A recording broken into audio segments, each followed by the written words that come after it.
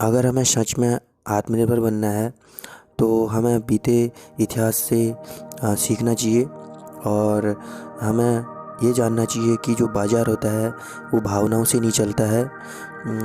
बीते दशकों में हमने देखा कि जिस तरीके से जापान ने अमेरिका के पर्ल हार्बर पे हमला किया था और उसके विरोध में अमेरिका ने विश्व शांति के लिए जापान के हिरोशिमा और नागासाकी पे बहुत ही मैसिव लेवल पे बम विस्फोट किया था, एटम बम का उपयोग करके, और काफ़ी ज़्यादा क्षति पहुंचाई थी।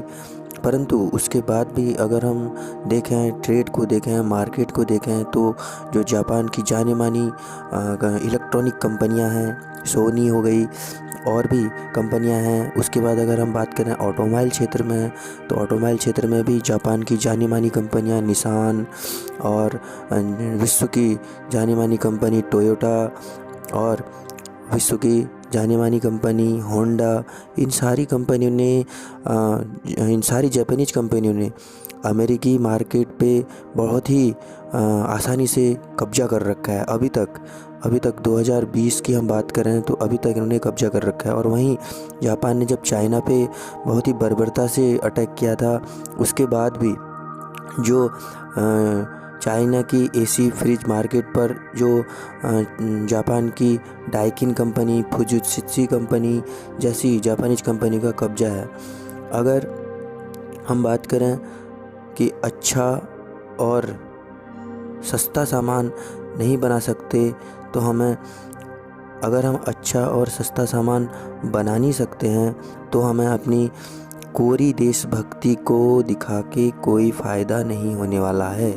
हम अपनी कोरी देशभक्ति से कभी भी आत्मनिर्भर नहीं बन सकते हैं। यह बहुत ही असंभव काम है।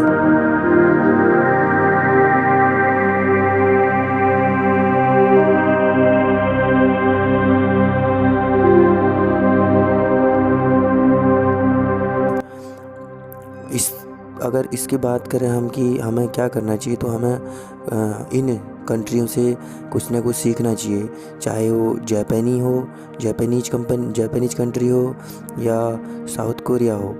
इन कंट्री में जिस तरीके से हमने बीते दशकों में देखा है कि कितना डेवलपमेंट हुआ है। साउथ कोरिया की बात करें तो इस कंपनी ने इलेक्ट्रॉनिक क्षेत्र में जिस तरीके से अपनी धाक जमाई है, उससे कोई कह नहीं सकता है कि इनकी जब ये आज़ाद हुए थे या फिर इनका देश अस्तित्व में आया था, उस समय इनकी स्थिति बहुत ही बर्बर स्थिति थी, बहुत ही बदतर स्थिति थी उनकी।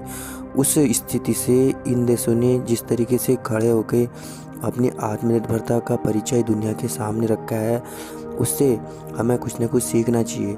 इनकी अगर इनिशियल कंडीशन देखें तो कोई यकीन नहीं कर सकता कि ऐसे देश जिनके यहाँ खाने पीने के भी लाले पड़े हैं, वो देश आज यहाँ इस मुकाम पे पहुँच रखे हैं।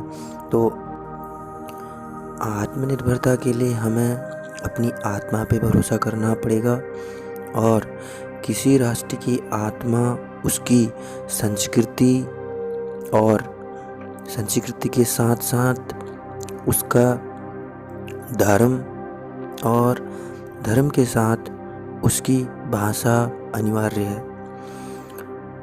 ये तीनों चीज़ें मिला के ही एक जीवन की उत्पत्ति, जीवन पदार्थ होती है। और इससे मुझे लगता है कि हम बहुत दूर जा रहे हैं। मैंने तो दुनिया का कोई भी ऐसा देश नहीं देखा जो दूसरे की संस्कृति को अपना के विकसित हुआ हो, जो दूसरे की संस्कृति को अपना के आत्मनिर्भर हुआ हो। अपनी बात मैं यहीं समाप्त करूँगा। जय हिंद, जय भारत, वंदे मातरम।